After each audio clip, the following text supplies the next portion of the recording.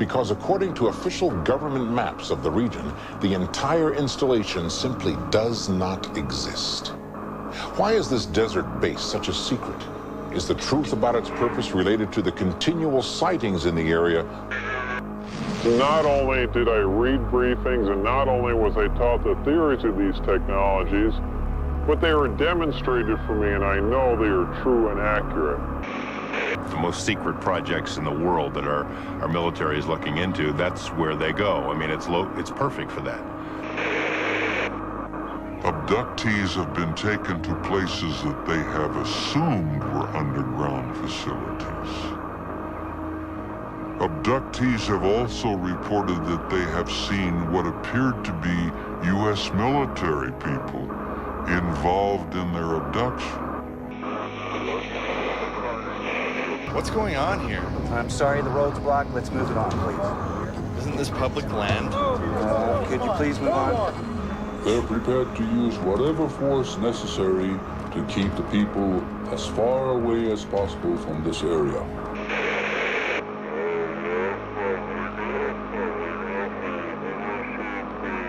It means that we're now looking at a monumental work of art created at a time when nobody else on planet Earth is supposedly able to do anything of that magnitude or scale. There's no other contemporary civilization to pin it on. So who did it?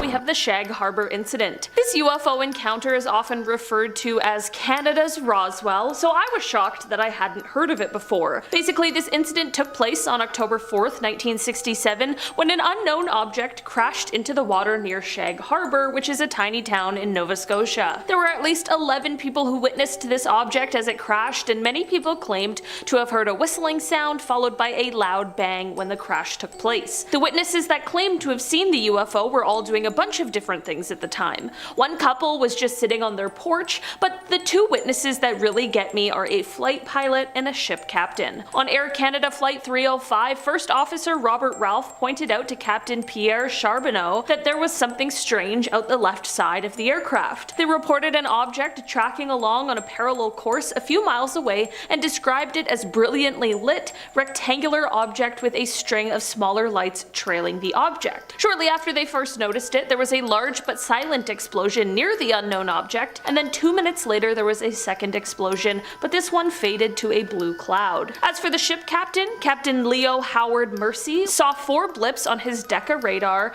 that were totally stationary. This led to him looking up to the sky, and this is when he saw 4 bright objects sitting in a rectangular formation about 28 kilometers from the vessel's window. He wasn't the only one who saw it on board. The entire crew of nearly 20 fishermen stood on deck and watched. A man named Laurie Wickens was another one of the witnesses, and he and some friends ended up calling the RCMP, the Royal Canadian Mounted Police, because they saw a huge object floating in the Atlantic Ocean about 1,000 feet offshore. This is all super weird, and not only the RCMP but also the Royal Canadian Navy and the Royal Canadian Air Force became involved in investigations, but nothing was ever recovered or found. But it also revealed that all commercial, private, and military aircrafts along the eastern seaboard were accounted for, so what could have all these witnesses seen? Since they have never officially identified what it was in the official Government of Canada documents, it is listed as a UFO. In our number 9 spot today, we have the Lakenheath-Bentwaters incident. If you flash back to the first installment of this series, in part 1 I spoke about the Rendlesham Forest incident,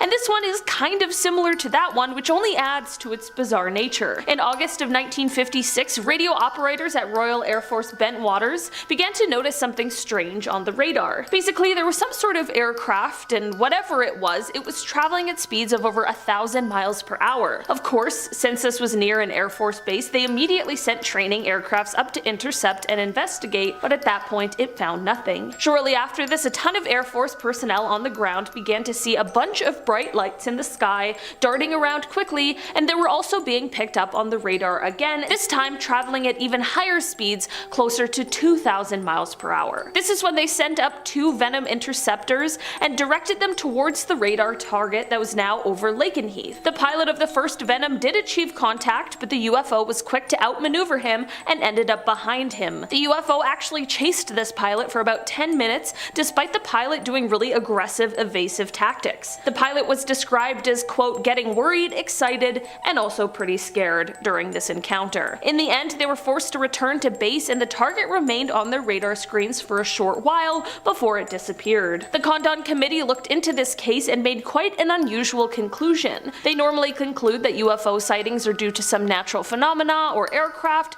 but in this incident they wrote, quote, in conclusion, although conventional or natural explanations certainly cannot be ruled out, the probability of such seems low in this case, and the probability that at least one genuine UFO was involved appears to be fairly high. In our number 8 spot today we have the Valensole incident. Okay, I get it. Everywhere's gotta have their Roswell incident, and this one is said to be France's. This sighting was made by a man named Maurice Masse, who was a French farmer, and it took place in July of 1965. One day before starting work while outside smoking, Maurice witnessed an object coming out of the sky and landing in his lavender field about 200 feet away from where he was. He was of course frustrated at someone landing in his field and figured that it was likely a helicopter that made some sort of unauthorized landing, but as he got closer, things took a turn. He realized this was no helicopter and instead was some sort of oval-shaped structure that was standing on 4 legs. In front of the strange craft were 2 figures just under 4 feet tall. He explained that they were making sort of grumbling sounds and included a brief description of these creatures before explaining that one of them took out a pencil-like device and pointed it at him, which left him completely stuck in his tracks, just frozen in time. As he was stuck there, the creatures got back in their craft and took off, and after about 20 minutes he finally regained his ability to move. Here's the thing.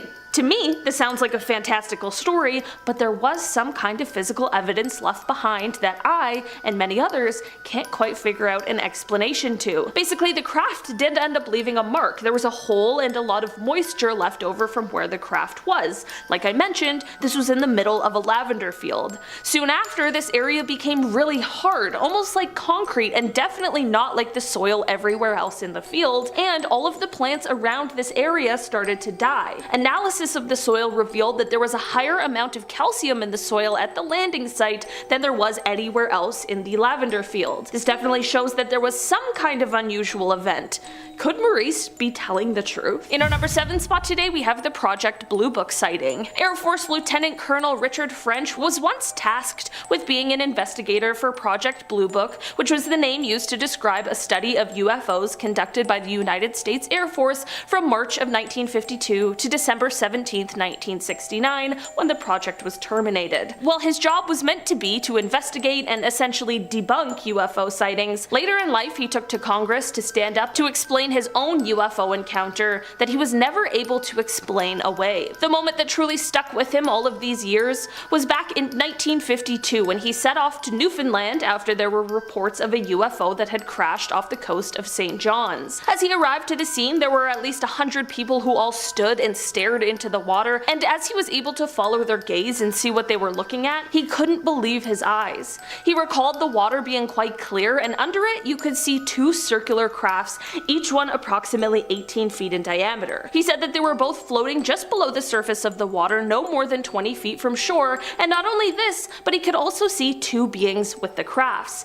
He said, quote, the first thing I saw was the UFOs, and it was apparent to me that they were doing something to the craft, and I couldn't really tell what because they were on the bottom side of it and not visible to me, except when they would occasionally get over to the side where I could see them. He claims he watched on as the beings worked on the craft until one of them raised out of the water and disappeared, but not before accelerating to speeds in the neighborhood of 2,500 to 3,000 miles an hour. In our number 6 spot today we have the classified report. We aren't even a full month into 2023, but already there are some crazy announcements, including one regarding a report that was delivered to Congress from the Director Director of National Intelligence. Basically, since August of last year, there has been a total of 510 unidentified aerial phenomena observed in protected airspace or near sensitive facilities. According to the report, 26 of them were described as drones, 163 were labeled as balloons or balloon-like entities, and 6 were described as clutter, whatever that means. This is all fine and well, but the concern sets in when we consider that this leaves 171 sightings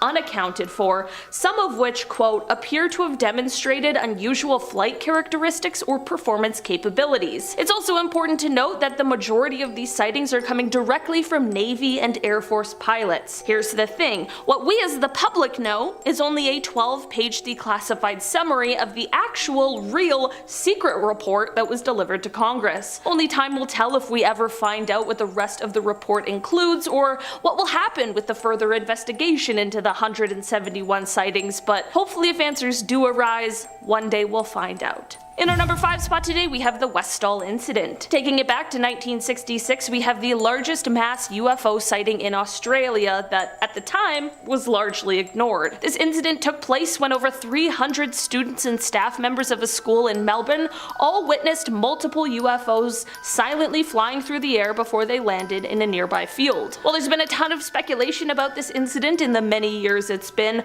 one witness account stands out among the rest, and that is the account made by the science teacher from the school, Andrew Greenwood. He was alerted to the UFO event by a hysterical student, and when he went outside to see for himself, everything changed. Previously a skeptic of UFO stories, Andrew's mind was abruptly changed when he saw, as he described it, a round silver object about the size of a car with a metal rod sticking up in the air. He went on to explain that suddenly 5 planes came and surrounded the object, all while more people were gathering to watch. He called what happened next the most amazing flying he had ever seen, explaining that, quote, every time they got too close to the object, it would slowly accelerate, then rapidly accelerate, and then move away from them and stop. They would take off after it again and the same thing would happen. This went on for about 20 minutes before the mysterious object just vanished. As weird as this all was, what was almost weirder was what happened next. Firstly, the headmaster of the school is said to have tried to put a stop to anyone talking about the incident at all, threatening severe punishment to any student or staff who was caught speaking about it. And when the Royal Australian Air Force contacted him, he refused to talk to them about it at all. There have also been stories of witnesses getting visits from people warning them not to speak of the incident. Andrew explained, quote, when he asked the physical education teacher to describe what she had seen herself so that he could compare it with his own observation, she just wouldn't say anything. Another witness who did talk to Andrew and described what she had seen in great detail, just 30 minutes later refused to speak to him and wouldn't say a word. Was this because of the threats from the headmaster, or was something else going on here? This is definitely a strange UFO story that leaves behind a lot of questions. In our number 4 spot today, we have Flight 1628. Back on November 17th, 1986, Japan Airlines cargo flight 1628 was flying from Paris to an airport near Tokyo when they had a very strange UFO encounter. On the part of the flight where they were over Alaska around 1711, the crew witnessed 2 unidentified objects to the left of their craft. The 2 objects rose up quite quickly to meet the craft and continued to fly alongside it. Each object had 2 rectangular things that are said to have appeared to be some sort of glowing nozzles or thrusters, but the crew on the plane couldn't see much else. They weren't able to see if there was anyone or anything inside. The closer these objects came to the plane, the more light was let inside, so much so that at the closest points, the plane's cabin was totally lit up, and the captain even said he could feel heat from the lights on his face. After this, the 2 objects left, but this was not the end, because a third, much larger disc-shaped object showed up and started following the plane. In the end, the plane needed to make an emergency landing in Anchorage, Alaska, because this third craft was seriously large and incredibly frightening, and they just needed to figure out what was going on here. The plane landed successfully and investigations were conducted, but to this day, no one is exactly sure what the men on board saw, but the entire crew crew witnessed the exact same thing. In our number 3 spot today, we have the Mount Rainier incident. This incident took place when Kenneth Arnold was en route from Chehalis, Washington to Yakima, Washington on June 24th, 1947. Kenneth was traveling in a privately owned plane when he suddenly saw a bright flash on his wing. He looked around, and this is when he saw a chain of 9 unidentified flying objects approaching Mount Rainier. He explained that he, quote, could see their outline quite plainly against the snow as they approached the mountain. He continued on saying, quote, they flew very close to the mountain tops, directly south to southeast down the hog's back of the range, flying like geese in a diagonal chain-like line, as if they were linked together. From here, he explained that, quote, they were approximately 20 or 25 miles away, and I couldn't see a tail on them. I watched for about 3 minutes, a chain of saucer-like things at least 5 miles long swerving in and out of high mountain peaks. They were flat like a pie pan and so shiny they reflected the sun like a mirror. He also told investigators that he had never seen anything travel that fast in his life. Unfortunately, Kenneth's story was met with disbelief and a bit of ridicule. This made Kenneth quite resentful, but he said, quote, they can call me Einstein, Flash Gordon, or just a screwball, but I am absolutely certain of what I saw. He added that if he ever again saw phenomena in the sky, even if it were a 10-story building flying through the air, he would not say a word about it. In our number 2 spot today, we have the Broadhaven UFO sighting. This UFO sighting took place back in 1977, and it all started when an entire class of children all claimed to see some sort of object flying through the sky. The children rightfully were confused and excited over what they have seen, but of course the teachers and adults around them believed it was just their wild imaginations making things up. This is when they decided to split all of the children up and have them draw whatever it is that they saw. While there of course were variations in all of the children's drawings, they all basically drew the exact same thing, which begs the question, did they really all see this thing? The children weren't the only ones who saw it either. Shortly after their sighting, other local residents began to explain that they had seen something strange flying through the air, including one hotel owner. One of the things that really gets people about this case and these sightings in particular is that all of these people claim to have seen something at that time, and even though it's been almost half a century, not a single one of them has ever said it was a hoax or that they were lying about what they saw. They all have the same story they did the day it happened. Finally, in our number 1 spot today, we have Betty and Barney Hill. The Betty and Barney Hill case is definitely one of the most famous UFO abduction stories ever told, and it absolutely has some pretty compelling components. Basically, the story goes that the two were driving on a road in New Hampshire one night on the way home from a trip the pair had taken. Before they got in the car on their way home, they were at a diner and figured that if they really pushed through, they could beat the wind and rains from an approaching hurricane. It was 10 p.m. when they left the diner, and they figured by around 2 a.m., 3 a.m. latest, they'd arrive home. As they drove, out of nowhere a bright light started to follow them. Suddenly, they arrived home, and it's somehow daylight now, their clothes are dirty and ripped, and their watches had stopped working. This is all jarring enough, but neither Betty nor Barney could figure out what had happened. They were both missing time. Later, during a session with a psychiatrist, they were able to recall being touched by aliens during their abduction. Project Blue Book would come to investigate their claims, and while people remain skeptical, no one has ever been able to debunk their story. This officially went on to become the first ever widely publicized abduction story, and to this day people still debate what really happened to the Hills. Alright guys, Antonio Vilas-Boas. On the night of October 16th, 1957, Antonio Vilas-Boas was plowing fields when he saw what he described as a red star in the night sky that approached him, growing in size. The craft began descending to land in the field, and he decided to leave on his tractor, but its lights and engine died, so he decided to continue on foot. However, he was seized by a 5-foot-tall humanoid who was wearing gray coveralls and a helmet. Its eyes were small and blue, and instead of speech it made noises like barks or yelps. 3 similar beings then joined and dragged him inside their aircraft. Once inside the craft, Antonio said he was stripped of his clothes and covered from head to toe with a strange gel. He was then led to a large semicircular room through a doorway that had strange red symbols written over it. They then took blood from him and took him to a third room where some kind of gas was pumped into the room, which made him violently ill. Shortly after this, Antonio was joined in the room by another humanoid. This one, however, was female, very attractive. Antonio was then given back his clothing and taken on a tour of the ship by the humanoids. He was then escorted off the ship and watched as it took off, glowing brightly. When he returned home, he discovered that only 4 hours had passed. Now, did he help create one of the first alien-human hybrids?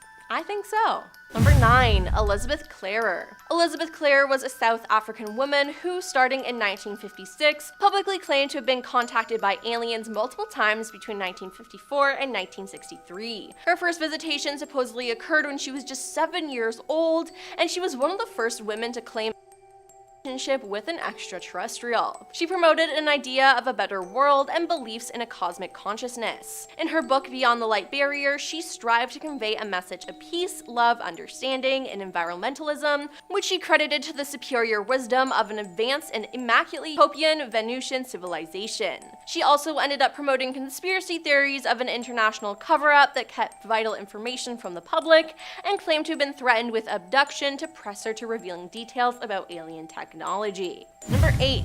Terrell Copeland. The Virginia pilot Terrell Copeland claimed that he was abducted by aliens, particularly because he was a Marine. Terrell claimed that his first experience with aliens occurred in 2007 when he captured footage of what he believed to be a UFO on his cell phone from his apartment in Suffolk, Virginia. It was an orb of light, just a big ball of light. It wasn't moving, it was solid white. The other was directly across the street from it, up 300 feet above the ground, and was changing colors very rapidly, he said. He alleged that it wasn't until after he published the footage online that things truly became strange. I woke up from a nap by the sound of someone trying to enter my apartment, and I said, "Who is it?" There was no answer. You could see the doorknob moving and scratching at the door. The firearm, it was on my table, and my thought was to get up and check. Despite the urge to get up, Terrell was paralyzed and only able to move his eyes. Suddenly, he heard a voice through the door tell him, "You don't need that weapon, we won't harm." He then began to experience missing hours as well, and he was incapable of accounting for 4 waking hours during a span of 2 nights. I was in a room and I saw a woman who did not have complete human features. She had the typical black eyes that you hear about, she had an elongated skull,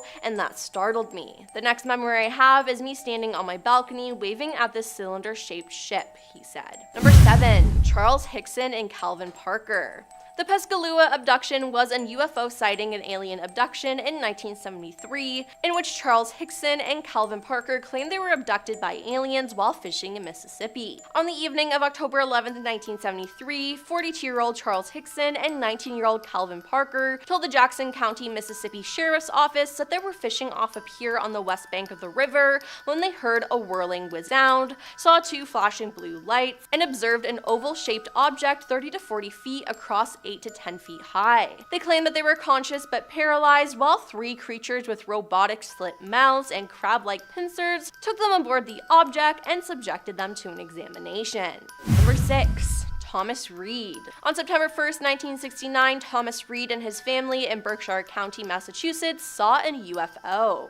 In the car with his mother, brother, and grandmother that night, the family noticed a group of glowing orbs dash out of the roadside trees. It came to a stop off the right side of the road, Thomas said. Everything got really calm. It was like being in the middle of a hurricane. It was just like dead silent. Then there was an eruption of crickets and frogs, and it got really loud, and that was it. Then the family suddenly found itself back in the car, but they had inexplicably lost 2 hours of memory. Stranger still, Thomas's mother and grandmother had somehow switched car seats. He said over time the family regained some memory of the incident, including having been to a hangar-like facility with other people. We encountered something, it was definitely not of this world. The hangar thing we were in was huge, it was larger than a football field.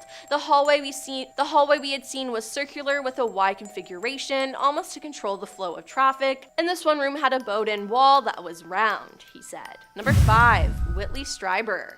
Whitley Strieber had written fiction for more than 40 years, and he said his writing streak was interrupted one night in the late 80s by an alien abduction in upstate New York. The alleged incident occurred on the night of December 26, 1985, as Whitley slept alone in his cabin in the woods. Woken by a strange noise, he saw a small non-human entity approaching his bed. Then suddenly it was morning. According to him, beings that he has since referred to as visitors entered his home and abducted him. Now, he also detailed another alien encounter that he claims took place in Toronto. Asleep in his Delta Chelsea hotel room in the middle of the night on June 6, 1998, Whitley claimed to have been visited by another mysterious stranger. "I got up to open the door thinking it was a room service waiter. It was not. It was a man I described as about 5.5 feet tall, older looking, like someone in his 70s. He wore dark-colored clothing, a turtleneck, and charcoal slacks. He claimed the visitor stood motionless by the window for nearly an hour,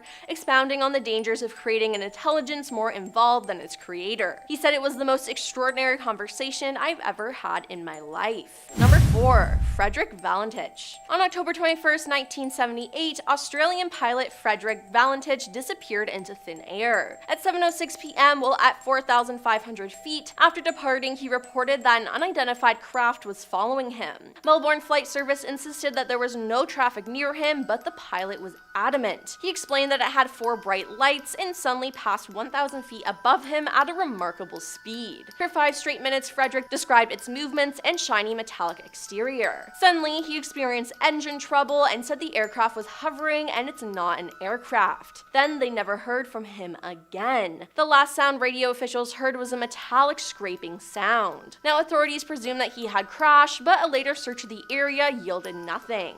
In 2014, a UFO action group in Victoria alleged that a farmer observed a UFO nearly 90 feet in length hovering above his farm on the morning following Frederick's disappearance. The farmer also claimed that the pilot's plane was stuck to the UFO, leaking oil. But again, Frederick and the plane have never been found. Ultimately, a few possibilities regarding the disappearance of Frederick exist: that he crashed and his remains were never covered, that he purposely disappeared, or, of course, he was abducted by aliens.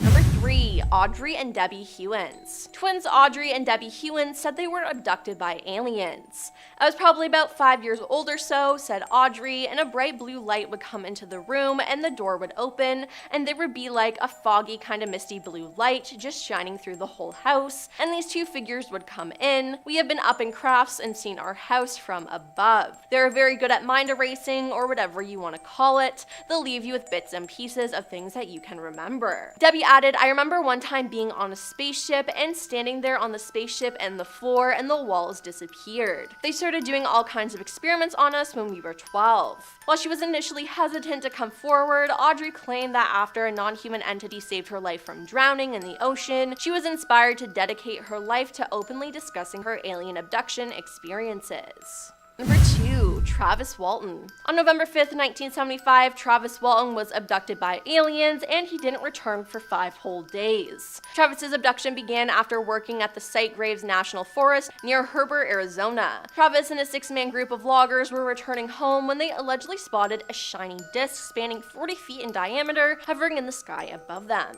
He said it was a metallic glowing disc making some very strange sounds. The closer I got to it, the more scared we all got, and they were swearing at me to get away from there, and when I got up close, it suddenly got louder and started to move. Travis then claimed that non-human beings abducted him and experimented on him until he fought them off. But as the being supposedly poked and prodded at him on a kind of table, 5 days elapsed on Earth where Walton was officially declared missing. I became conscious inside the craft, and I believe I was in the hospital. I was in a lot of pain, and as I became more conscious, I looked around and saw alien beings, and I just panicked. They were much smaller than me, and I think that's the reason why they gave up. Once they found out they couldn't control me, they split. Now, later research conducted at the site of Travis's abduction showed an unusual growth rate in the trees where the craft had allegedly hovered. The trees near the site were found to be producing wood fiber at a rate of 36 times greater than they had been in the decades before. And coming in number 1 is Dr. Albert Bender. One of the most famous instances of alien invasion was the case of Dr. Albert Bender. Albert was a very intelligent researcher with an interest in aliens and UFOs, and even founded the International Flying Saucer Bureau. It was successful as he began to gather lots of alleged evidence related to UFOs, but soon he began seeing strange men watching him around his town, reportedly with glowing eyes. Then one night in 1953, 3 men in black showed up to his house. The mysterious men looked at first to be government agents, but he soon discovered they were something from a completely different realm. The men made it clear to Albert that he was to immediately stop all UFO research and investigation and to cease any publishing. They then confiscated most of his findings before threatening him once more and vanishing.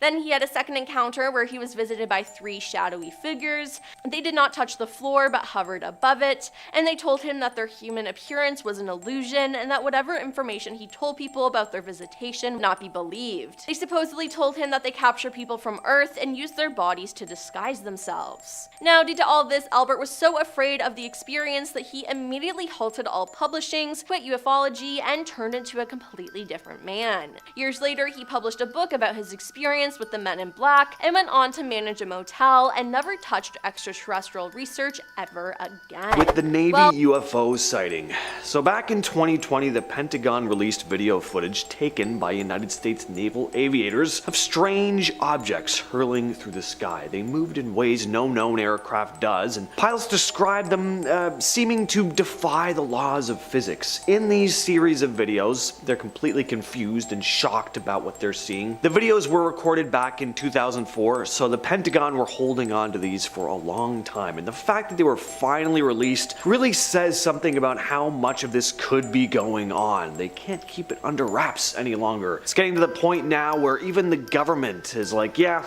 people kind of need to be informed about at least some of it. I mean, who knows what they're still hiding though. If you're liking the channel so far, by the way, don't forget to hit that subscribe button. We got awesome content coming at you on the daily. At number 9 is the Kenneth Arnold UFO sighting. This is one of the most important UFO sightings in history. It happened on June 24th, 1947, and is a pivotal event in the history of UFOs. Now, NASA has not been established at this point, but the event made a huge impact on government policy regarding unidentified flying objects. Kenneth Arnold, a private pilot, reported seeing 9 strange crescent-shaped objects flying in a V formation near Mount Rainier in Washington. He estimated their speed at around 1,700 miles per hour, much faster than any known aircraft at the time, and Arnold's sighting received widespread media coverage, leading to increased public interest in UFOs. And this event is often considered the first modern-day UFO encounter. In the following weeks, there were numerous reports of UFO sightings across the United States, leading to the coining of the term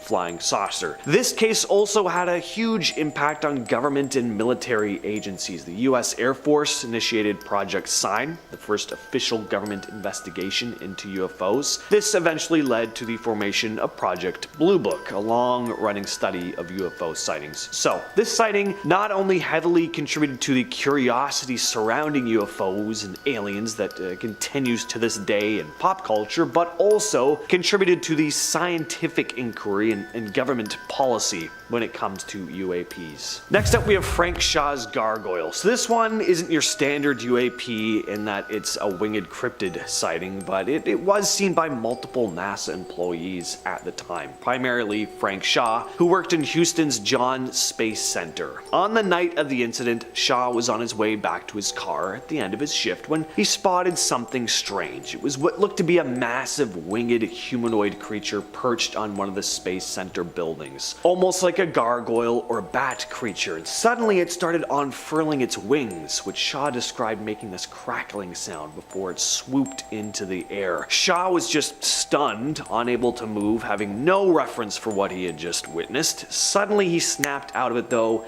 and he rushed to his car. Now, if this were just a one-time thing, I'd be like, alright, maybe he was just really tired, maybe he just saw something totally innocuous and just freaked himself out, yada yada. But it wasn't just a one-time thing. There were other employees at the station who had also encountered a winged creature. Apparently there had even been a file opened on the thing. Just a few months before, Shaw saw it after 2 German shepherds at the station had been found completely torn apart, and they were found in the same area that Shaw saw the creature. At number 7, we have high altitude objects. So the story here is that several mysterious high altitude objects were down in February of 2023 over various airspaces. You probably remember this in the news. We had objects being spotted over Canada and the United States, Latin America, China, Eastern Europe. Started when several unidentified objects were down over Alaska. the Yukon, and Lake Huron. The general of NORAD, Glenn D. Van Herk, made a statement saying the objects could be benign, but wasn't 100% sure. When asked if they could be of alien origin, though, he said he wasn't ruling anything out. It literally seems like government and military agencies are just starting to become more open to the idea of extraterrestrial life, or maybe some of them already are fully aware of their presence. Either way, though, it seems like they're being discussed openly more than ever before. It's not being written off as nonsense like it has been in the past. And here's another interesting part of these cases. There were recovery attempts made. Unfortunately, the objects landed in areas that aren't all that accessible, though, so it made it pretty difficult, and the recovery missions were abandoned. Now, that's what they say, but what if the government did recover something that they just aren't ready or willing to show us? Who knows? At our number 6 spot, we have Oumuamua. This one's definitely been talked about plenty of times, including on this channel, but it's a recent article dated March 7th of this year that I'm mostly referring to. In a recent article written by Sean Kirkpatrick, head of the Pentagon's AARO, or All Domain Anomaly Resolution Office, which specializes in unidentified flying objects, and Harvard professor A.V. Loeb, they discussed the possibility that objects like Oumuamua spotted back in 2017 could be of alien origin. The article said that objects like the Oumuamua could be quote-unquote a parent craft that releases many small probes during its close passage to Earth. They didn't just discuss the Oumuamua, though. They were looking at a variety of unidentified probes. And they went on to speculate that these crafts could potentially power their batteries from starlight, and that Earth's water could be fuel. There's some pretty wild stuff in there, and yes, a lot of it is speculative, but the fact that a highly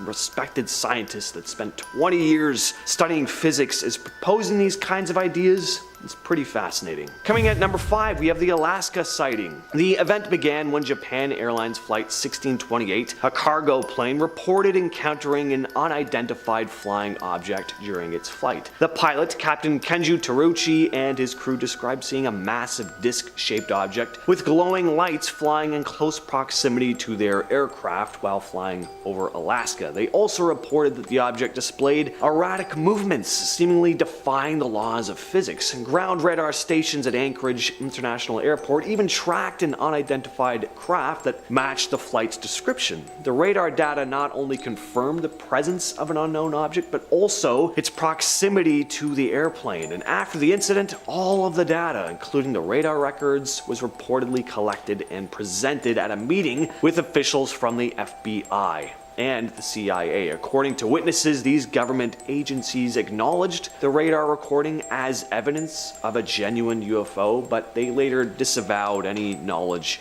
of such a meeting. Number 4, the Richard French sighting. Air Force Lieutenant Colonel Richard French was an investigator for Project Blue Book in the 1950s. Long after retirement at a citizen hearing on disclosure in 2013, French made a shocking statement. His job had been to solve cases involving supposed UFOs, usually by debunking them, but as it turns out, he had actually seen one himself, although he hadn't included it in his report at the time. The 83-year-old described an incident that took place during an investigation off the coast of St. John's, Newfoundland back in the day. 2 mysterious aircrafts had reportedly crashed into the water. He had followed a group of about 100 onlookers on a nearby wharf and described seeing 2 to 3 foot tall beings, thin and gray, looking to be repairing their vessels. He then watched in awe as the crafts rose out of the water before flying off at incredible speeds. Next up, we have the Phoenix Lights. On March 13th, 1997, in Phoenix, Arizona, USA, thousands of residents reported seeing a series of strange lights in the sky. The lights were described as bright and hovering slowly in a V-shaped formation. This event unfolded in 2 parts. First, there were reports of lights moving slowly across the state from the northern to the southern region. Then, later in the evening, a stationary V-shaped formation appeared over Phoenix and lingered for several minutes before vanishing. The official explanation initially attributed to the lights was military flares being dropped during a training exercise, but this explanation didn't match the descriptions given by witnesses who reported a massive silent object blocking out the stars. Some speculated it was a UFO, while others believed it to be a secret military aircraft. At our number 2 spot, we have the Rendlesham Forest incident. The Rendlesham Forest incident, also known as Britain's Roswell, is one of the most well-documented UFO events in history. It occurred in late December of 1980 near Royal Air Force Woodridge, or RAF Woodridge, a US Air Force base located in Suffolk, England. Over a couple nights, multiple military personnel reported encountering strange lights and objects in the forest adjacent to the base.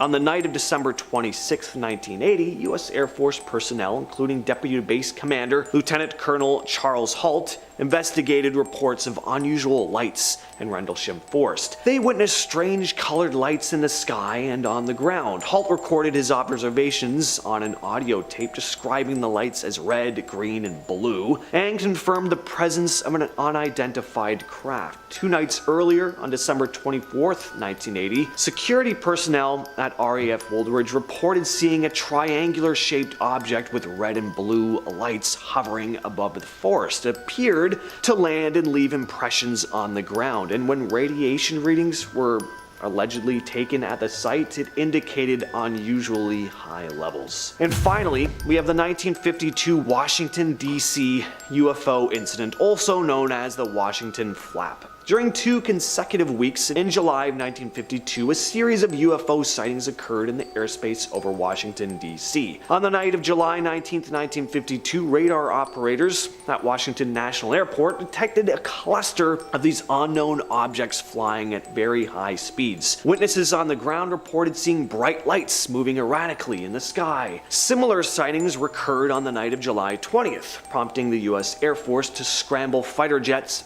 in pursuit of these objects. Pilots reported seeing the objects visually, describing them as glowing lights that defied the laws of physics with their sudden accelerations and maneuvers. The CIA took a keen interest in this case, conducting its own investigation. Declassified documents have since revealed that the CIA closely monitored the events and requested daily briefings on the sightings. To this day, these sightings have not been fully explored. For number 10 spot, we have the Russian UFO. Just yesterday, Russia saw some kind of unidentified flying object overhead, and it caused them to need to shut down their airspace over one of their biggest cities. Passenger planes from Pulkovo Airport in St. Petersburg were grounded after the reports of a mysterious object started coming out. The military ordered the closure in order to not only investigate, but also to try and keep everybody safe. Right now, the best guess as to what this UFO could have been is likely a drone, with officials saying the object was heading towards the Gulf of Finland, but even if it was just a drone, they have yet to decipher where it came from or what its purpose was. Apparently, Russian officials haven't yet confirmed that there really was a UFO, but they did confirm the closure of the airport. Russian citizens also got quite a fright when they received alerts claiming an air raid was taking place and they were told to seek shelter immediately, but officials later claimed that the alert was, quote, fake, and it is suspected to have been a hacking attack. In our number 9 spot today, we have the UFO convoy. This sighting comes from someone on Reddit who swears that they passed a UFO in transport, and they even have the videos to prove it. Their post reads, quote, backstory, I was coming from LA and after passing Bakersfield, the freeway started to slow down and traffic started to pile up. Once I got close to the source of the traffic, I decided to record what was going on. I was able to record what looked like a UFO saucer-shaped object. However, I did pass by it fairly quickly. Once I passed it, I kept questioning myself, what did I just see? But I decided to brush it off thinking it might be replica for some UFO carnival or alien event. After passing the UFO about 5 miles out, I decided to take an exit and use the bathroom. After the restroom break, I got back onto the freeway the exact same time as the convoy with the UFO was passing me while I was entering the freeway. I was not able to make a video of that specific moment. Once I was on the freeway, I saw 2 vehicles blocking each lane going CA5 north. Both cars seemed to have federal license plates. As well, ahead of them was a convoy of 2 CHP trucks with their lights lights on, blocking both lanes. Ahead of the two CHP trucks was the big rig hauling the alleged UFO, and in front of it were two more CHP officers. Though I was able to make a video of the convoy as it was exiting the freeway, and when I looked at it under more light, I was amazed to see something so similar to a UFO. Again, I'm not clearly sure what I saw, but with all the circumstances and what was occurring in that moment, it seemed to be a UFO. Also, when shooting the last part of the video, the federal agent in the white pickup truck seemed to speed up and block my view of recording. At first I thought, why would they not cover it up if it was a real UFO of types? But then I thought, maybe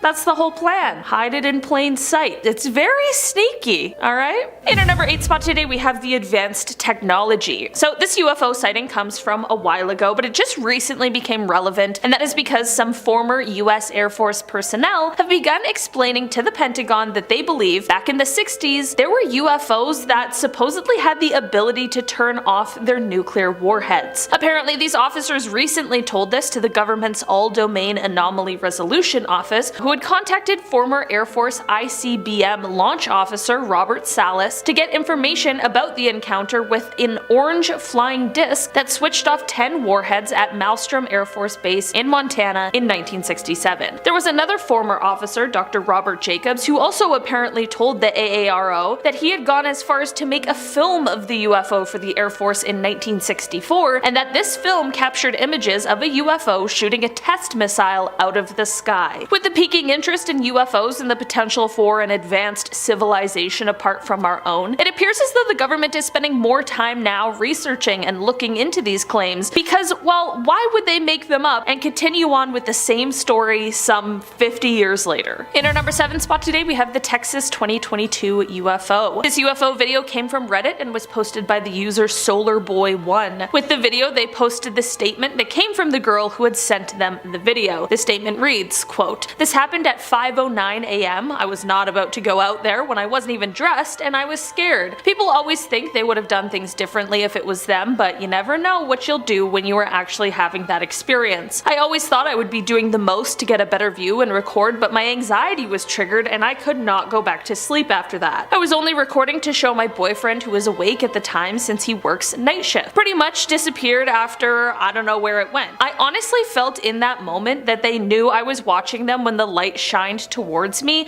It was so bright. That's when I got really scared. I have a Tia that's kinda psychic, like she just always knows things and sees stuff, and she called me right after it happened because I sent the video in our family group chat. She said we are going to start seeing UFOs more often in this new year and that they are going to reveal themselves more. I know I don't know her, but I fully trust this lady's aunt. I feel like she knows something, and considering this was before all of the UFO panic in the last few weeks, it seems like she really was onto something. In our number 6 spot today, we have the Las Vegas UFO. Back in December of 2022, just a couple days before Christmas, residents and visitors in Las Vegas were stunned as they looked up to the sky and saw something none of them had ever seen before. It appears as though an object with big glowing lights on it was hovering in place just above the clouds. Not only this, but the moving lights from the Las Vegas Strip, every time they ran past this object, rather than illuminating it, it seemed as though the object just reflected the light in a very odd way you wouldn't necessarily expect. Of course, Reddit blew up with videos and photos and questions and theories, and there is a leading theory, but I personally am not totally convinced. Basically, they say that this was all due to a really rare phenomena that is almost never seen in Las Vegas except for somehow that night. Basically, they say that the weird lights and reflection and everything is just a result of ice crystals hanging in the air. Of course, I'm sure there's a more sciencey explanation, but to me, this all just seems a little too convenient. In our number 5 spot today, we have the Rendlesham Forest incident. This incident is often referred to as Britain's Roswell incident, and it took place in December of 1980. The incident took place in the Rendlesham Forest, which is a pine forest in England that, at the time, sat in between two United States Air Force bases, RAF Bentwaters and RAF Woodbridge. Over several nights around this time of year, a number of credible military personnel reported strange and colorful lights both above as well as in the forest. Some of those UFOs who were sent to investigate the strange lights reported seeing a triangular craft at close range, and there was even a famous audio tape made of the encounter. After these happenings, the UK Ministry of Defence claimed that the incident posed no threat to national security, and because of that, it was never investigated further. What really happened in the forest all of those years ago remains a total mystery, but those who actually witnessed the lights and the aircraft are said to have remained totally baffled. In our number 4 spot today, we have the New Jersey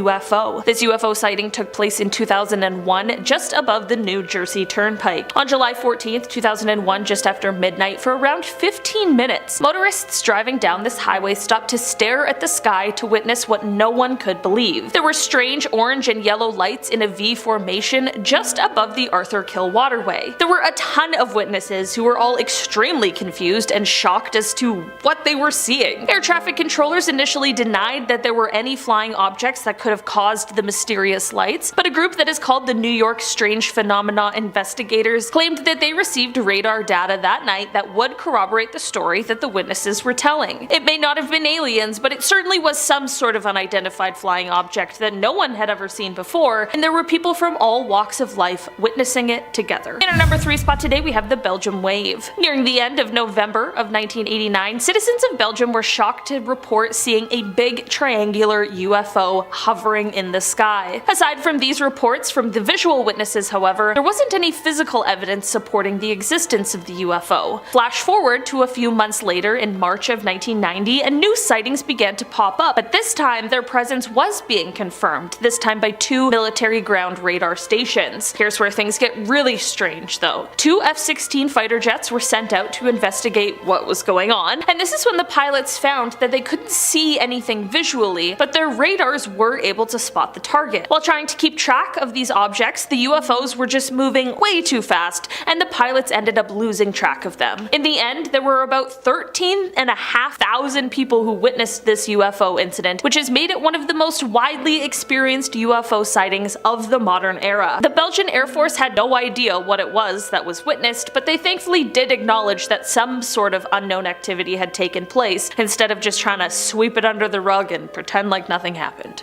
In our number 2 spot today, we have the cylinder UFO. This UFO sighting doesn't really come with a crazy story or anything, but the video truly does speak for itself. It's weird, and if I saw this on an afternoon with a perfectly clear sky, I would probably take my phone out and start recording as well. The video was taken in the summer of 2021 around noon one day by Reddit user I Broke the Box. The video shows them zooming in and out on some kind of object that is flying through the sky, but it's like nothing I've ever seen before. I don't know if you've ever had like a floater in your eye before, but at first it kind of looks like that, like some weird cylinder just floating around. But the appearance changes slightly when it seems like maybe the sun is reflecting off of it. People in the replies have tried to speculate over what it could be that is in this video, but no one is entirely sure, so I have to ask, what do you think it is? In our number 1 spot today, we have Flight 1628. Back on November 17th, 1986, Japan Airlines cargo flight 1628 was flying from Paris to an airport near Tokyo when they had a very strange UFO encounter. On the part of the flight where they were over Alaska around 1711, the crew witnessed 2 unidentified objects to the left of their craft. The 2 objects rose up quite quickly to meet the craft and continued to fly alongside it. Each object had 2 rectangular things that are said to have appeared to be some sort of glowing nozzles or thrusters, but the crew on the plane couldn't see much else. They weren't able to see if there was anyone or anything inside. The closer these objects came to the plane, the more light was let inside, so much so that at the closest points the plane's cabin was totally lit up, and the captain even said he could feel the heat from the lights on his face. After this, the 2 objects left, but this was not the end, because a third, much larger disc-shaped object showed up and started following the plane. In the end, the plane needed to make an emergency landing in Anchorage, Alaska, because this third craft was seriously large and incredibly frightening, and they just needed to figure out what was going on. The plane landed successfully and investigations were conducted, but to this day, no one is exactly sure what the men on board saw, but the entire crew witnessed the exact same thing. Flashing lights in China.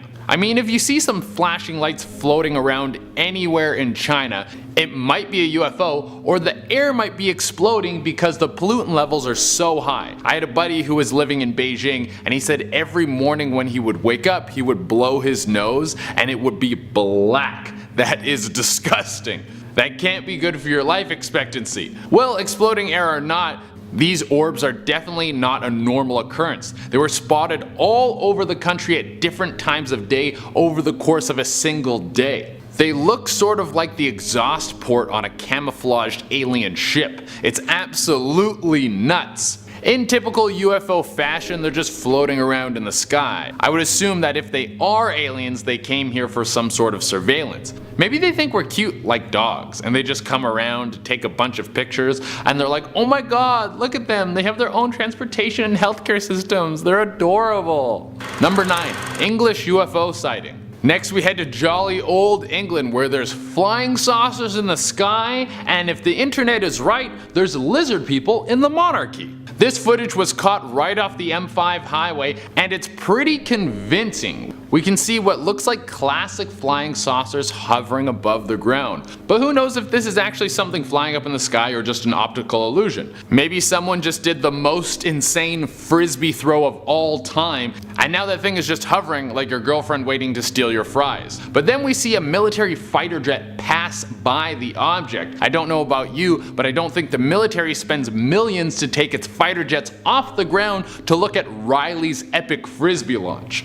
And these two fighter jets pass not once, but twice, and then we can see the object do some sort of spin in the sky. Even though this whole thing was caught on camera and the military clearly got involved, when questioned on the matter, the British military had no comment. Come on guys, just give us a little juice. Number 8. Dancing lights. We got some footage that isn't a UFO, but it's definitely something that I've never seen before floating around in the sky. It looks like pure energy that's just balled up and pirouetting through the clouds. I guess it could be some sort of static energy buildup up there in the sky that's just kind of on the loose, and frankly I'm not smart enough to know whether that is or is not possible. But it does seem to move in a controlled motion. It kind of swims up and down, and out of all the UFO videos I've watched, I gotta say this one is the prettiest. I don't think we're gonna make a list of the most stunning unidentified flying objects, but if we did, this would definitely be high on the list. I bet if you could contain this thing like something you could sell to rich people, it would take the place of chandeliers. This one was also spotted in the UK. It seems like there's something going on over there. Unlike our last video, the military doesn't swoop in and take a closer look. There's some people on the internet who claim this video to be a fake. And if you're out there making fake UFO videos, get a better hobby, man. You're clogging up all the authentic UFO footage. Number 7. Splash zone. Imagine you're a good, God-fearing fisherman in Spain, and then you see some crazy thing flying through the sky, and it makes you question God and everything you ever trusted. This footage is crazy. It was taken in Spain off the coast of the Galicia region, and it shows some sort of UFO blast over a fisherman's boat out in the middle of the ocean, and then boom! The whole thing plunges underwater. This is absolutely insane. You see a massive splash from the aircraft entering the water. The speculation around this is that there is secret underwater alien bases. Like, duh, that's why we know more about the moon than we do about the ocean floor, because the government is hiding all the cool aliens down there and they don't want us to hang out with them. I mean, it would be the best place to hide them. Unless you've got a state-of-the-art submarine, which is super hard to get on Craigslist, there's no way you're gonna find anything. Number 6. Fire in the sky. Remember that list I made up of top 10 most stunning unidentified flying objects? Well, this one would definitely be on the list too. This thing looks super cool. It makes it look like there's a fire in the sky. Now I couldn't dig up that much information on this, and I mean this is grainy cell phone camera footage of what might be an alien spacecraft, so whatever I dig up off the internet is just probably an educated guess like my own. But it seems like this UFO could be doing one of 3 things. It could be doing some sort of repairs. Maybe it entered our airspace because it was a safe place to stop and do a little pit stop checkup. The ship could also be doing the opposite, on its way down for a crash landing. Or 3, it could possibly be dumping something. As you watch through the footage, it almost looks like a crop duster leaving a trail behind. I'm sure whatever an alien spaceship is dusting our planet with is harmless, don't worry about it. Number 5. Boy Scouts. You're just trying to be a good Boy Scout and learn a bunch of stuff about the Catalina Channel, and then nearly 100 UFOs appear out of nowhere, and your Scoutmaster is too busy looking at them instead of teaching you about how to tie new knots or whatever Boy Scouts do. I don't really know. Well, this happened to Alan Bergholt in 2013. He saw the sky light up with UFOs, and then they started diving into the Catalina Channel, which further reinforces the possibility of the underwater UFO theory.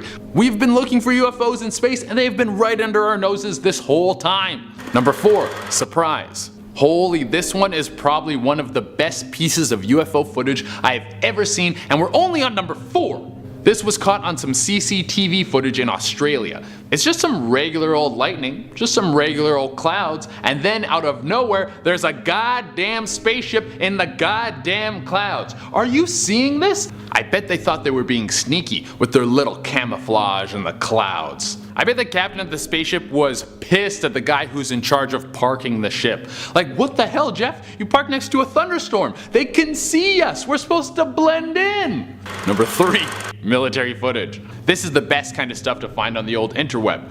When you get legit military footage of stuff going down, it makes it so much more real. This was shot on January 12th in 2007. 2 fighter pilots report seeing something that looks like a floating rock just hanging out around 17,000 feet. A super casual thing for a rock to do. They keep trying to get close so they can get a better look, but every time they would get too close, it would disappear and then reappear somewhere else, like it was using some sort of short-range teleportation. It did this a couple times before it completely vanished. What was this thing? Well, either a flying rock or something much more advanced. If these aliens are actually real, then why don't they just come down and hang out? Tell us about space and stuff, and then come try out churros. We've got so many churros. Number 2, space disc. Space disc does sound like some sort of futuristic sport thought up in the 90s, but we're talking about an actual flying saucer seen in space. This footage was caught off a satellite, and you can see some sort of saucer slash disc slash casserole frying pan flying off Earth and then disappearing into the black void. This one looks massive, like super huge. It's hard to tell because there's obviously not a lot you can use for perspective to see how big this floating space thing is, but I'm gonna take a guess that this is the biggest one we've had on the list so far. I'm wondering if that means bigger aliens, like a bunch of Shaquille O'Neals running around a spaceship, turning knobs and dials, saying bleep bloop and wearing jumpsuits. That's how I picture aliens, in case anyone's wondering. Number 1, everything is bigger in Texas. Yeah, everything is bigger in Texas, even the UFO sightings. This one comes from Stephenville in the Lone Star State, and it's a recorded UFO sighting from 2008. This is where an entire town saw an alien formation that was over a mile long and was moving in perfect formation. It was hundreds of spacecrafts. An Air Force pilot who saw this insane happening said that these ships were moving at speeds of up to 3,000 miles per hour and never broke their perfect parallel lines. The Air Force tried to say that they were doing some formation practice with 10 fighter jets that night, but the people were like, nah dude, we saw hundreds of spacecrafts. None of them looked like a 1016 fighter jet. This is like when you find out the truth about Christmas and your parents are like, no, Santa did it. Just tell me the truth, dude. I may look stupid, but I'm only a little stupid. Our number 10 spot, we have the Lake Huron UFO. Just this past weekend, on Sunday, February 12th, US officials were able to confirm that the Air Force and the National Guard had downed a UFO that was seen over Lake Huron, which has a shoreline that is shared by the US state Michigan as well as the Canadian province of Ontario, where I am right now. Representative Alyssa Slotkin, a Michigan Democrat, not only confirmed the downing, but also took to Twitter to write, quote, "Great work by all who carried out this mission both in the air and back at headquarters. We're all interested in exactly what this object was and its purpose." Of course, this only worked to fuel rumors over what exactly this UFO could actually be or where it came from. from. The Department of Defense is said to have been tracking the flying object for some time before it decided that action needed to be taken in order to get the object out of airspace. So far, while there still hasn't been any confirmations of what exactly this object was, it has been described as a quote octagonal structure. Right now, recovery efforts of the debris is underway, but as of filming this, there have been no official reports of what exactly this UFO might have been or where it came from. In our number 9 spot today, we have the Yukon UFO. On Saturday, February 11th, just a day before the Lake Huron UFO, a US fighter jet shot down this unidentified flying object that was in the skies above Yukon, a Canadian territory. Prime Minister Justin Trudeau took to Twitter to let Canadians know that he had ordered the quote takedown of an unidentified object that violated Canadian airspace. In an effort to take down the UFO, both Canadian and US aircrafts were scrambled, and Air Force members took to the sky to execute the successful downing of the object. Canadian forces are now working to recover and analyze the wreckage of this UFO to hopefully identify its origin. The North American Aerospace Defense Command, also known as NORAD, had initially detected the object flying at a high altitude over Alaska on Friday evening, and on Saturday is when it crossed into Canadian airspace. Pentagon Press Secretary Brigadier General Pat Ryder explained that, quote, a US F-22 shot down the object in Canadian territory using an AIM-9X missile following close coordination between US and Canadian authorities. Both Canadians and Americans are on high alert with this UFO, considering it is just one of the many that have been taken out of airspace in the last couple weeks alone. Like I mentioned before, right now the Canadian Armed Forces and the Royal Canadian Mounted Police are working on recovering the wreckage, but the FBI will also be working closely with the RCMP during the investigation. In our number 8 spot today, we have the Alaska UFO. Okay, we're doing like a reverse timeline for these few points because now we are talking about the Alaska UFO that was shot down one day before the Yukon UFO. It was like Alaska, Yukon, Lake Huron. On February 10th, an F-22 US fighter jet shot down an unidentified object over the waters near Alaska. The object was said to have been caught flying at an altitude of 40,000 feet and was deemed a quote reasonable threat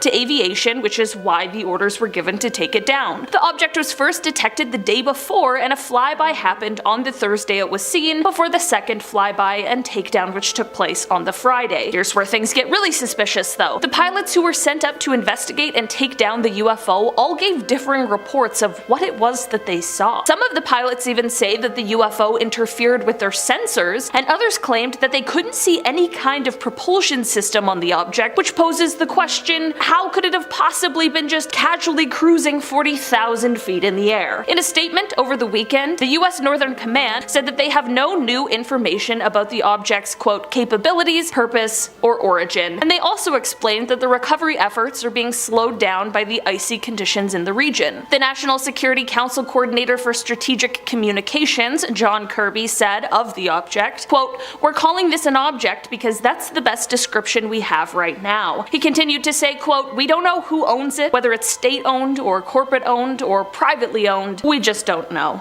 People are especially concerned about this UFO in particular because of the important military sites in Alaska, as well as its very close proximity to its neighboring countries. In our number 7 spot today, we have the balloon. On February 4th, it became public knowledge that officials were monitoring a strange object in the sky that they claimed had entered airspace above Alaska on January 28. They monitored the object as it later drifted from Idaho southeast to the Carolinas before the decision was made to take it down. This operation was carried out and the object was shot down. As it turns out, this object was realized to be some kind of a balloon. The balloon is said to have been about the size of 3 buses, and it was flying at an altitude of around 60,000 to 65,000 feet. Authorities were able to discover that the origin of this object was from China, but there are conflicting accounts of what its purpose might have been. China has maintained that the device was a civilian aircraft that strayed into American airspace, but senior American officials are seemingly believing that the balloon was originally supposed to conduct surveillance. Many believe that the spying was to be done over US military bases in Guam and Hawaii, but winds carried it off course to Alaska, Canada, and finally the United States mainland, where it was then shot down. Whatever this balloon was for, I'm just glad that we know what this one was and where it had come from, because some of these other recent UFOs are just too mysterious. In our number 6 spot today, we have the classified report. We are just scratching the surface of our time in 2023, but already there are some crazy announcements, including one regarding a report that was delivered to Congress from the Director of National Intelligence. Basically, since August of last year, there has been a total of 510, quote, unidentified aerial phenomena observed in protected airspace or near sensitive facilities. According to the report, 26 of these were described as drones, 163 were labeled as balloons or balloon-like entities, and 6 were described as clutter, whatever that means. This is all fine and well, but the concern sets in when we consider that this leaves 171 sightings unaccounted for, some of which, quote, appear to have demonstrated unusual flight characteristics or performance capabilities. It's also important to note that the majority of these sightings are coming directly from Navy and Air Force pilots. Here's the thing, what we as the public know is only a 12-page declassified summary of the actual real secret report that was delivered to Congress. Only time will tell if we ever find out what the rest of the report includes or what will happen with further investigation into the 171 sightings, but hopefully if answers do arise, one day we'll find out. In our number 5 spot today, we have the 2021 UFO. On February 21st of 2021, a blogger was using a radio scanner to try and pick up from an aircraft when he received much more than he ever expected. He intercepted the transmission of the wrong aircraft, but at the right time. As an American Airlines flight was headed from Cincinnati to Phoenix around 1:19 p.m., the pilot came on the radio to ask the question, "Do you have any targets up here? We just had something go right over top of us." After this, he followed up with, "I hate to say this, but it looked like a long cylindrical object that almost looked like a cruise missile type of thing moving really fast right over the top of us." Not only were FAA air traffic controllers not able to see any object in the area on their radar scope, but they still have been unable to identify exactly what it could have been. This does happen more often than any of us really know, and it is possible that the object could have been a part of some covert military or Navy operation, but it certainly raises some alarm bells that it was unable to be tracked in any sort of capacity. I wonder if this is one of those stories that will remain a mystery, or if one day we'll get some sort of answers as to what exactly happened here. In our number 4 spot today, we have the 2023 sighting. This UFO video was taken recently on January 22nd, and the video was posted to Reddit by a user called MaxKeller96, and with the video, they gave some context. Quote, "My sister, dad, and I were out hiking near Picket Post when one of us noticed something glimmering near the mountain, so we stopped to look at it. All I could really make out is that it was a small bright dot in the sky. After a good 15 seconds of staring at it, just silently hanging in the air, trying to figure out what the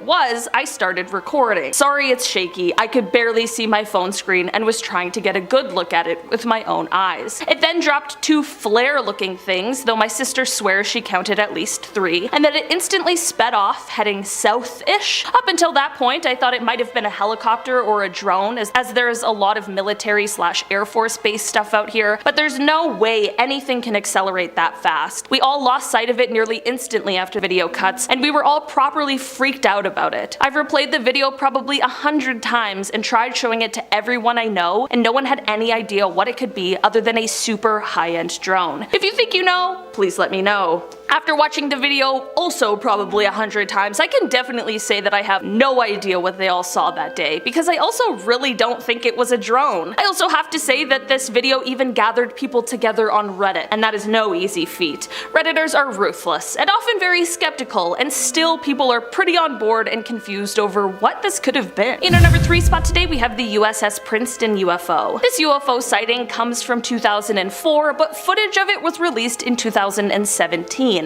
On November 14th of 2004, the USS Princeton noticed an unknown aircraft of some sort that was about 100 miles off of the coast of San Diego. For 2 weeks prior to this crew had been tracking a strange flying object that would start out around 80,000 feet before extremely quickly dropping to hover right above the Pacific Ocean. Black Aces Commander David Fravor and Lieutenant Commander Jim Slate of Strike Fighter Squadron 41 went over in 2 fighter jets in order to kind of scope out the situation, and when they arrived, they saw what at first appeared to be churning water while there was an oval shape just below the surface. After this, a white oval-shaped object appeared above the water, but it had no markings on it, like no windows, nothing that would indicate an engine, no wings, and the infrared monitors on the jets didn't pick up any sort of exhaust, which is especially peculiar when we think of what the pilots who just shot down the Alaska UFO said. No propulsion, right? Gives me chills just thinking about it, because how could that be possible? The commander and Lieutenant Commander commander tried to intercept this strange aircraft, but it very quickly flew away and reappeared on the monitor 60 miles away. Like when I say quickly, I mean it was moving at 3 times the speed of sound and over twice the speed of the fighter jets. Faster than any kind of technology we currently have. We still don't know exactly what this was because it definitely seems like we don't have the technology to make this sort of thing possible. In our number 2 spot today, we have the Chicago UFO. This UFO sighting comes from November 7th, 2006, and it was at the O'Hare International Airport in Chicago. Flight 446 was getting ready to head to North Carolina when an employee from United Airlines that was on the tarmac noticed a dark gray metallic aircraft hovering over one of the gates. After this, 11 other employees and even a few people who didn't work there saw this gray saucer floating at around 4:15 p.m. The people who saw it explained that it hovered above the gate for about 5 minutes before it just shot itself upwards and broke through the clouds, leaving a hole in the clouds where you could see the blue sky through. The strangest thing, however, is that this flying saucer did not show up on the radar, so the Federal Aviation Administration just called it a weather phenomena and would not investigate it, despite there being around 15 witnesses who all saw exactly the same thing. This story did, however, become one of the most read stories on the Chicago Tribune's website and even went international because it certainly is very interesting. And finally, in our number 1 spot, we have the Stephenville UFO. In January of 2008, in the small town of Stephenville, Texas, a bunch of residents all saw something in the sky that they couldn't believe. In the beginning, it appeared to be white lights in the sky that were first in a single arc, but then they quickly moved to form 2 parallel lines. It was estimated that the lights were spanning about a mile long and half a mile wide. Craziest part is that it was flying at 3,000 miles per hour, which is similar to the speed of a fighter jet, but there was no sound reported at all. The government chalked this sighting up to the US Air Force flight operation, but many of the residents who saw this event on that day were absolutely not convinced and truly felt like they were lied to. Some even explained that what they saw was too technologically advanced for the human civilization. Want to see more videos like this one? Check out this video next. It's about UFO encounters that the government doesn't want you to know about. Click the video now to find out more. See you guys in the next video.